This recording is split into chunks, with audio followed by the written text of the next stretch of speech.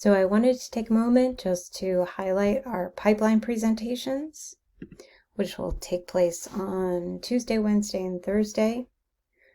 You can find details on these in the agenda. So beginning at the home, you'll find these under agenda, and then click on, for example, Tuesday, scroll down, pipeline presentation, and here you'll see the title of each pipeline presentation. And following each pipeline presentation will be a panel discussion wherein you'll be able to have the opportunity to ask any questions you may have.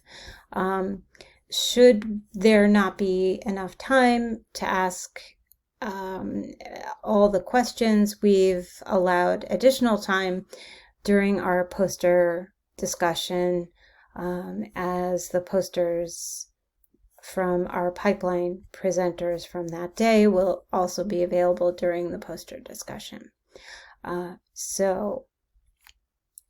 again, if you are looking to connect with a pipeline presenter, you're always welcome to connect via the participant networking session, and I would encourage you to do so.